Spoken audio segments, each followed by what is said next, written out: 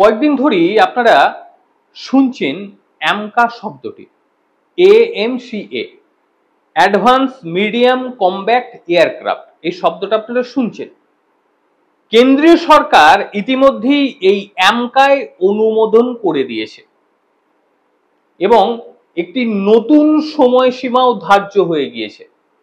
সেই সময়সীমাটা হচ্ছে 2031 সাল।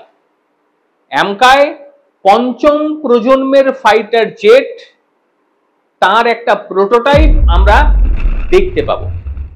পঞ্চম প্রজন্ম কথাটা ভুল, বলতে হবে 5.5, ষষ্ঠ প্রজন্ম নয়। এই অ্যামকাই 5.5 এর একটা প্রোটোটাইপ আমরা দেখতে পাবো 2031 সালের মধ্যে। এটা তাড়াতাড়িও হতে পারে। এবার এর জন্য কোনো সরকারি কোম্পানির ওপরই নির্ভর করে ভারত সরকার থাকছে না।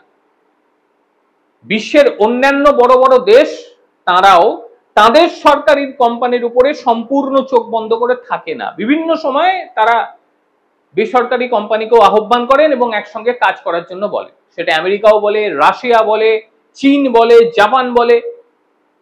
ভারত কেন তার দেশীয় কোম্পানির সঙ্গেই থেকে যাবে এবং সময় নষ্ট করবে? ভাই, যে পারবে সে করো, আমি টাকা দিচ্ছি, টাকা দিয়ে টেকনোলজি তৈরি করছি। এই হচ্ছে ভারতের মনোভাব।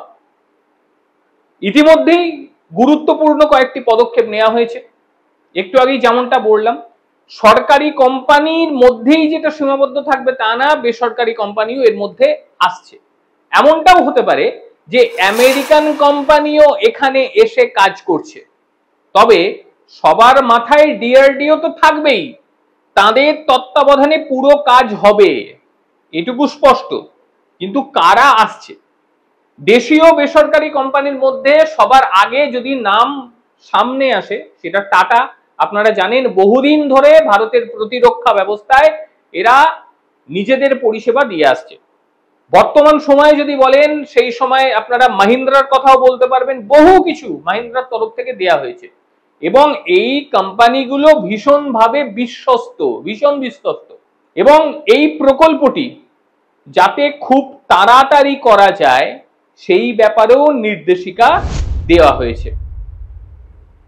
আমেরিকান কোম্পানি বা ভারতীয় কোম্পানি একসঙ্গে মিলেমিশে কাজটা করতে পারে। ভারত সরকার নতুন প্রস্তাব দিয়েছে যাতে ভারতের পঞ্চম প্রজন্মের ফাইটার জেট তৈরি করতে কোনো রকম অসুবিধে না হয়। বর্তমান সরকার এত বেশি আগ্রহ কেন দেখাচ্ছে পঞ্চম প্রজন্মের জন্য? কারণ তো অবশ্যই রয়েছে। যুদ্ধ বিমানের ক্ষেত্রে এর আগে কোনোদিন ভারত সরকারকে আমরা দেখিনি যে এত তাড়াহুড়ো তারা করছে। আগে তো দেশ তৈরি করতে পারবে এমন কথা ভাবাই হতো না। এটাই ভাবা হতো যে আমরা বাইরে থেকে কিনবো। সেই কেনার মধ্যেও আবার বহু গল্প থাকে, সেগুলো দেখেছেন। সেগুলো আমার চ্যানেল এরকম নয়, আমি আলোচনা করব না। তো ব্যাপার হচ্ছে এই যে ভারতের ঘোষণা, এরপরে দুটো দেশের উপরে একটু হলেও প্রভাব পড়বে। এক তো মার্কিন যুক্তরাষ্ট্র, অন্যটা রাশিয়া। রাশিয়া তেমন কোনো কিছু মনে করবে না, তবে মার্কিন যুক্তরাষ্ট্র বহু কিছু বলছে, স্যাংশন লাগিয়ে দেবো, এরকম কথাবার্তা। আমরা এই সময় মানে বর্তমান সময় যখন আমাদের হাতে পঞ্চম প্রজন্মের কিছু নেই, তখন F-35 বা Su-57 আমরা কি কিনবো? এটাই হচ্ছে সবচেয়ে বড় প্রশ্ন।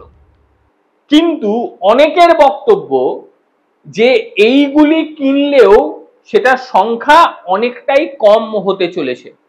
কারণ এগুলি বা এই যুদ্ধ বিমানগুলি যখনই আমরা কিনবো, অর্ডার দেব, সেইগুলোই আমাদের হাতে ডেলিভার্ড হতে হতে সময় লেগে যাবে প্রায় 5 বছর। 4 থেকে 5 বছর তো লাগবেই সময়। মানে 2030 সালের দোরগোড়া বা 2030 সালে পৌঁছে গেল, যদি জটিলতা না থাকে।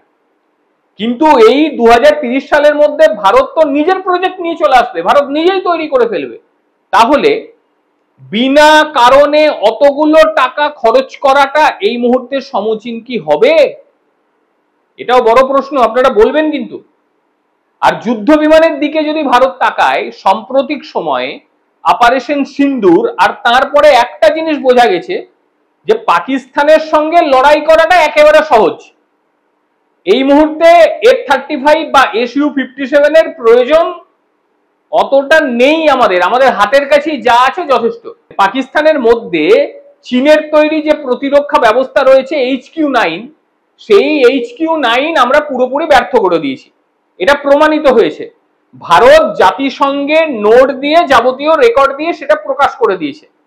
সেখানে গোটা বিশ্ব দেখে নিয়েছে ভারত কিভাবে পাকিস্তানের সঙ্গে স্বাচ্ছন্দ্যের সঙ্গে মোকাবেলা করে, সেটা গোটা বিশ্ব দেখেছে।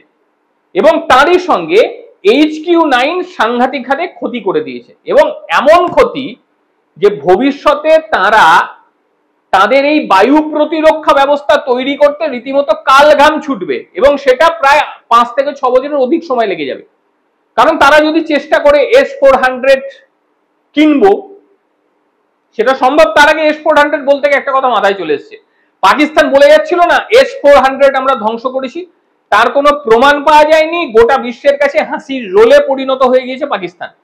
আর পাকিস্তানের যেভাবে প্রতিরক্ষা ব্যবস্থা ক্ষতি হয়েছে, তাদের উঠে দাঁড়াতে যত সময় লাগবে তার মধ্যে আমাদের অ্যামকা প্রজেক্ট রেডি হয়ে যাবে, একেবারে রেডি হয়ে আমাদের সামনে পৌঁছে যাবে।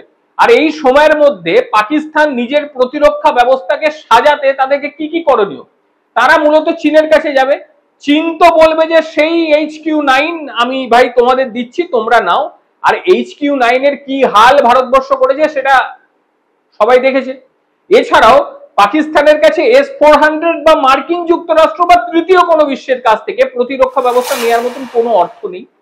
পাকিস্তান এই সময়ে প্রতিরক্ষা ব্যবস্থায় একেবারে পিছিয়ে গিয়েছে, এবং তারা বর্তমান সময়ে ব্রাহ্মসের সামনাসামনি হতে পারবে না, অগ্নির সামনাসামনি হতে পারবে না, ভারতের বিমানের সামনাসামনি হতে পারবে না, ড্রোনকে আটকাতে পারবে না, এরকম একটা পরিস্থিতি রয়েছে।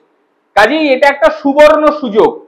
এই সুবর্ণ সুযোগটা ভারতবর্ষ কাজে লাগাতে চাইছে, কারণ এই হঠাৎ করে এরা পারবে না করতে, কিচ্ছু উপায় নেই, টাকা নেই। এই সুবর্ণ সুযোগের মধ্যে ভারত নিজের মতন করে ফাইটার জেট তৈরি করতে চাইছে। এটা হাতে ভারত সময় পাবে, ভারতের সময় 5-6 বছর রয়েছে। সেই 5-6 বছরের মধ্যে ভারতবর্ষ খুব ভালোভাবে এই ফাইটার জেট তৈরি করে পারবে।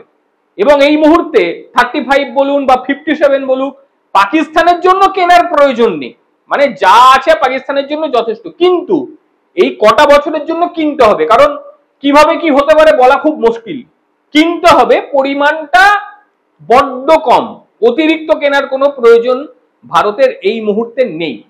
এরই মধ্যে কিছু মানুষ এই অপারেশন সিন্দুর পরে বেশ কিছু ইউটিউবারকে দেখবেন, তারা মানে আমেরিকার হয়ে দালালি করতে শুরু করে দিয়েছে। এই আমেরিকার এই অস্ত্র কেনা উচিত, তারা রাশিয়ার কথা বলবে না, F-35 এখনই কেনা উচিত, ভারত না কিনলে পিছিয়ে পড়বে, ভারতকে 5ম প্রজন্মের জিনিসটা কিনতে হবে, এটা তারা বলার চেষ্টা করছে, কারণ তারা আমেরিকার দালাল, এটা বলতে কোন রকম বাধা বিঘ্ন নেই আমার।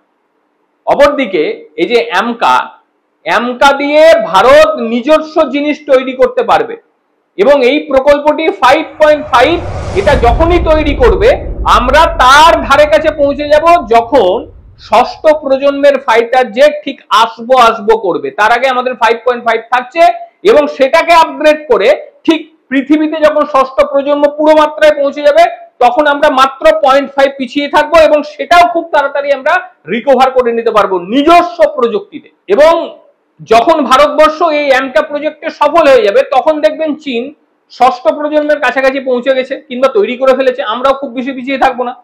আমেরিকাও পৌঁছে গেছে, এবং তার সঙ্গে রাশিয়া, তারাও পৌঁছে গেছে, এবং আমরাও পিছিয়ে থাকছি না।